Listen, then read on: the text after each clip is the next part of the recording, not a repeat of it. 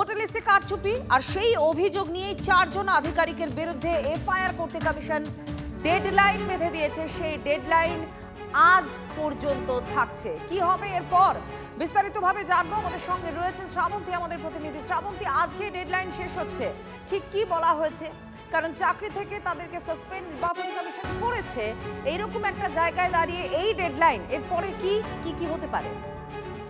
UEM Jaipur is a perfect target for prospective students aspiring for good jobs, good education with future-ready skills. আজকে বিকেল 5:30 পর্যন্ত সময় দেওয়া হয়েছে। রাজ্যের মুখ্য সচিব যখন গত সপ্তাহে দিল্লির কমিশনের সঙ্গে বৈঠক করেছিলেন, সেই সময় এটা স্পষ্ট করে দেওয়া হয়েছিল যে এবার কমিশন সরাসরি পদক্ষেপ নেবে এবং এই 5:30টার আগে 24 ঘন্টা আগেই গতকাল যে কড়া পদক্ষেপ 7 জনের বিরুদ্ধে কমিশন নিয়েছে, তারপরে এটা স্পষ্ট যে এবার কিন্তু কমিশন শুধুমাত্র খাতায় কলমে বা শুধুমাত্র কথার উপরে নির্ভর করে রাজ্যকে অ্যাকশন নিতে হবে এটুকুনি বলেই থেমে থাকবে না। সরাসরি পদ থেকে বহিষ্কার করার পরে এটা স্পষ্ট আজকের বিকেল 5:30টার মধ্যে রাজ্য সরকার এই 4 আধিকারিকের বিরুদ্ধে যদি কি পদক্ষেপ নেওয়া হচ্ছে সেটা স্পষ্ট না করে কমিশন নিজেই ব্যবস্থা নিতে পারে।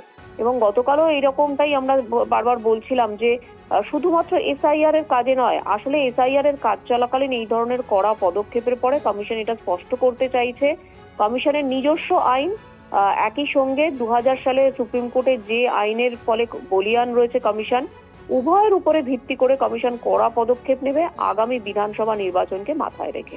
ধন্যবাদ শ্রাবন্তী। আমাদের প্রতিনিধি জানাচ্ছিলেন যে আজকেই ডেডলাইন শেষ হচ্ছে।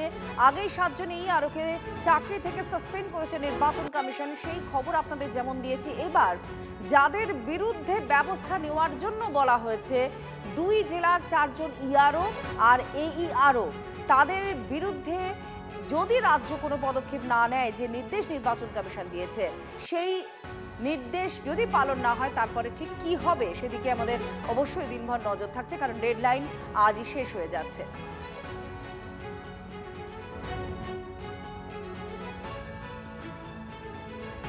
এসআইআরে অনিয়ম হলে সরকারি আধিকারিকের বিরুদ্ধে ব্যবস্থা নিতেই হবে রাজ্যকে, আগে এই বার্তা কমিশন দিয়ে দিয়েছিল।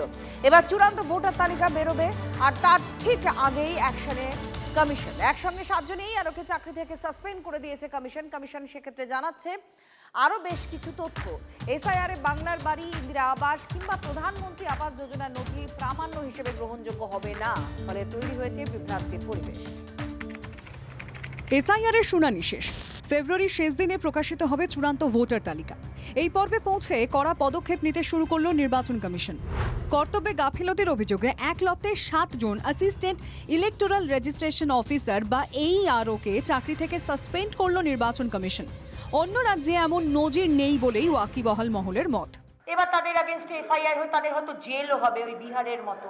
আপনাকে মমতা ব্যানার্জিও বাঁচাতে আসবে না, আপনাকে নন্দিনী চক্রবর্তীও বাঁচাতে আসবে না, কেউ বাঁচাতে পারবে না আপনাদের। এত খোঁজ পাতি হলো, এত ঘুরঘুর ঘুরঘুর ঘুরঘুর ঘুরঘুর হলো, আসতে যাচ্ছে হলো, তারপর পেলো 7টা। দেখবেন পরে কি হচ্ছে। এটা কে কে এই 7 এইআরও? মুর্শিদাবাদের শামশেরগঞ্জের সেফাউর রহমান, ওই জেলারই ফারাক্কার নীতিশ দাস, সুতির মুর্শিদ আলম, জলপাইগুড়ির ময়নাগুড়ির ডালিয়া রায়চৌধুরী, পশ্চিম মেদিনীপুরের ডেবরার দেবাশিস বিশ্বাস, দক্ষিণ 24 পরগনার ক্যানিং পূর্বের 2 এইআরও সত্যজিৎ দাস ও জয়দীপ কুণ্ডু। এর মধ্যে ক্যানিং পূর্বের সত্যজিৎ দাস এবং ডেবরার দেবাশিস বিশ্বাস জয়েন্ট বিডিও পদমর্যাদার অফিসার। অভিযোগ, মাইক্রো অবজারভার এবং অবজারভারদের সতর্কতার পরেও নির্দেশ মানেননি এই 7 এইআরও। যত কেস ডিসপোজ করেছে ও সব যে ইআরও আছেন, ডিপি যেটা স্টেট গভর্নমেন্ট আরম্ভ করবে, ডিপি যেটা আছে, যেটা রুল আছে 6 মাস মধ্যে কনক্লুড করার পরে ইসিআই কমেন্টস নিয়ে পরে ফাইনাল করা যাবে। আমরা জানি খুব বৈধভাবে উপযুক্ত কারণে করেছে।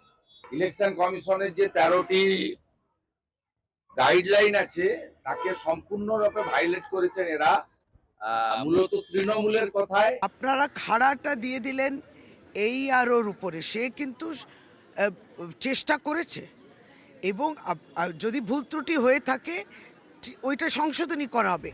7 এইআরওর সার্ভিস থেকে সাসপেনশনের নির্দেশের খবর সামনে আসতেই শুরু হয়েছে রাজনৈতিক চাপানুতর। সিআই যেমন আরএসএস এর বই থেকে পাতা বার করে আর কিভাবে বাংলাদেশি, রোহিঙ্গা, জেহাদি, মুসলমান তাদেরকে ব্যতিব্যস্ত করে তোলা যায় সেটা করছে, মমতা ব্যানার্জির সরকারি অফিসারগুলো বিডিও এসডিও ডিএম অফিসে বসে সেই কেতাব অনুযায়ী আরও মানুষকে হিয়ারিংয়ের নাম করে, ডাকার নাম করে, লজিক্যাল ডিসক্রিপেন্সির নাম করে সবচেয়ে ইলজিক্যাল কাজকর্ম করছে। যেভাবে তড়িঘড়ি নির্বাচন কমিশন 7 জনকে সাসপেন্ড করার নির্দেশ দিল,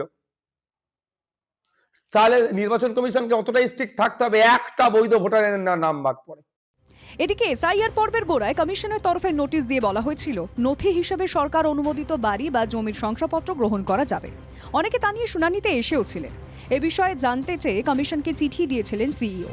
তবে জবাবে সুপ্রিম কোর্টের নির্দেশকে উল্লেখ করে নির্বাচন কমিশন জানিয়েছে এসআইআরে বাংলার বাড়ি, ইন্দিরা আবাস যোজনা কিংবা প্রধানমন্ত্রী আবাস যোজনার নথি গ্রহণযোগ্য নয়।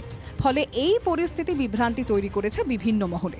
সাধারণ মানুষ যেন হয়রানির শিকার না হয়, মানুষ যেন নিশ্চিন্তে নিরাপদে নির্বিঘ্নে ভোট দিতে পারে, সেখানটা নির্বাচন কমিশনের যেন কোনো গাফিলতি না হয়। নির্বাচন কমিশন সূত্রের খবর, বিভিন্ন কারণে যাচাই পর্বে 2,08,870 জনের নাম তালিকা থেকে বাতিল হয়েছে। হাতে সময় কম, তাদের নতুন করে আবেদনের সুযোগ দেওয়ার বিষয়ে কমিশন কি ব্যবস্থা নেয় সেটাই দেখার। Bureau report, TV9 Bangla. বাংলায় ভোট প্রস্তুতি সরেজমিনে এবার বিশেষ পর্যবেক্ষক নিয়োগ করছে কমিশন। আজ সন্ধ্যায় রাজ্যে আসছেন স্পেশাল অবজারভার অবসরপ্রাপ্ত IPS NK মিশ্রা। এসআইআর এর চূড়ান্ত তালিকার পাশাপাশি কত দফায় ভোট, নির্বাচন সদনে প্রতি মুহূর্তের আপডেট দেবেন স্পেশাল অবজারভার। গত লোকসভা ভোটে মহারাষ্ট্রে স্পেশাল পুলিশ অবজারভার হিসেবে দায়িত্ব সামলেছেন NK মিশ্রা। সিকিমে ইন্টেলিজেন্স ব্যুরো স্পেশাল ডিরেক্টর এবং পরে DGPর দায়িত্ব সামলেছেন তিনি।